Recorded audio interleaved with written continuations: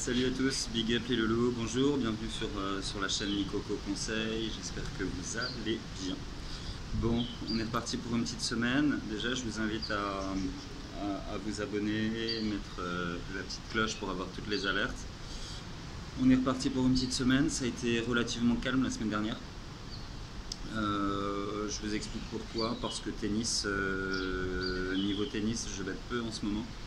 Pour la simple et bonne raison que après la fin de saison dernière sur dur, le début de saison sur dur, sur surface rapide, là les joueurs changent de surface et se retrouvent sur terre battue.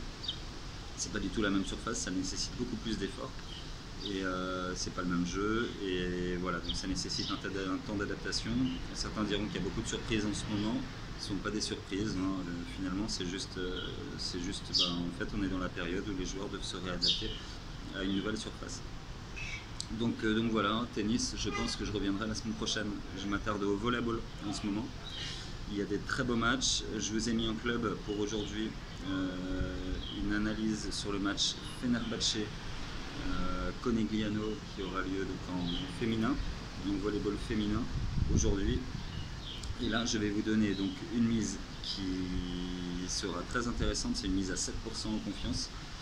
Et c'est un match qui se joue demain, mercredi, demi-finale retour. C'est le match de l'année. Zénith Kazan-Pérouse. On a la chance, entre guillemets, pour moi c'est la finale un petit peu avant l'heure. On a la chance de les voir en demi-finale, ce qui nous offre une confrontation aller-retour. Donc on va les voir deux fois. La première manche, c'était la semaine dernière. Ça a vu Kazan l'emporter 3-7-2. Ça avait valu l'objet d'un bet pour moi en club, avec une mise de 3% ou de 4% sur Kazan ne perd pas ou perd de 6 points, et Kazan a gagné, donc le bet est passé, et j'avais indiqué une value sur Kazan en sec à 2-10. Voilà, donc tous les amateurs de volley, je vous invite à regarder ce match, vous allez kiffer. C'est quoi? C'est grosso modo, c'est demi-finale de Ligue des Champions, c'est les deux meilleurs pour moi, c'est les deux meilleures équipes du circuit européen, c'est les meilleurs joueurs à chaque poste. Grosse confrontation. On va avoir d'un côté Kazan qui est 4 fois consécutif tenant du titre de la Ligue des Champions, donc là qui va vers son 5e titre. Et on a Pérouse qui est 3 fois demi-finaliste de C1 sur les 3 dernières années, dont une défaite en finale il y a 2 ans face à Kazan 3-0, une défaite en demi-finale l'année dernière face à Kazan 3-0. À l'époque c'était le Golden Four, maintenant c'est confrontation aller-retour. Match retour, toujours grosse confrontation, on a les deux meilleurs, certainement les deux meilleurs joueurs mondiaux sur le terrain. Ngapet niveau français, Wilfrido León le cubain niveau à Pérouse.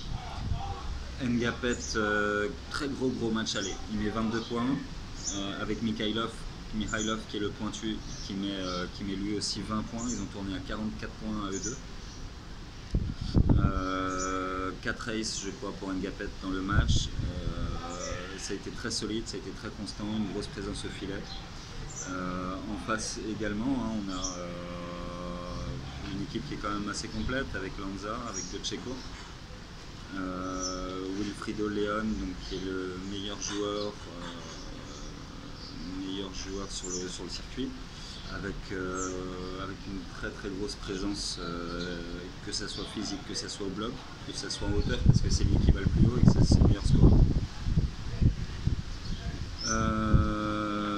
Wilfrido León, Antanasiewicz, Lanza, De Cecco.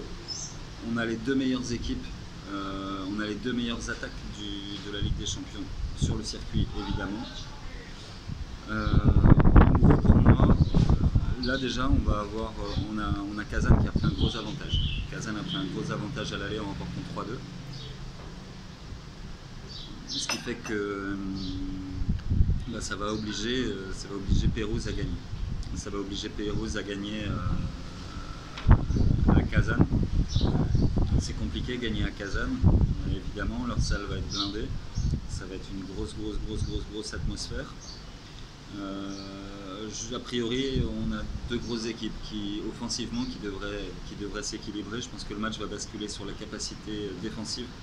Et là, on a un match pour moi qui va se gagner défensivement, et Kazan est bien plus solide. que Pérouse ne peut l'être. On a Pérouse, globalement, au match aller, ils ont perdu quand même pas mal de points importants.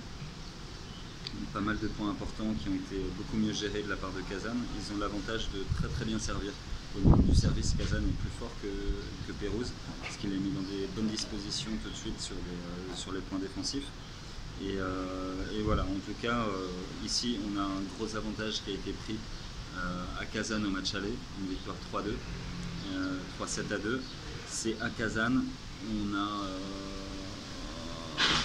une équipe au complet qui a vaincu à domicile. Ils ont juste eu une petite faille, une petite défaillance contre Gdansk en demi-finale, mais vraiment cette équipe est au-dessus. Moi je les vois depuis le début de la compétition favoris à leur propre succession. Pérouse, même si c'est complet, ça va être compliqué de venir gagner à Kazan. Je vais miser en forte confiance 7% sur la victoire de Kazan qui cote 1,55. Une mise à 7% de ma bankroll. Je vais vous faire un petit tour malgré tout sur les cotes du jour aujourd'hui pour vous faire un petit bonus et puis pour vous donner un petit attrait à regarder la vidéo. Aujourd'hui il y a Marrakech en tennis, ce que j'avais repéré éventuellement. Marrakech en tennis, il va y avoir Herbert qui peut être bon à prendre à 1,57. Ce sera tout ce que je vais vous donner. Et je vais vous donner éventuellement une cote WTA qui peut être intéressante. C'est la victoire de Minella à 1,90. Voilà les loulous, je vous souhaite une très bonne journée, merci beaucoup. Et puis écoutez, on va vraiment kiffer demain soir avec ce match de volley parce que ça va être magnifique. Et en route pour la victoire de Kazan et la qualification finale. Big up, peace, bonne journée à tous.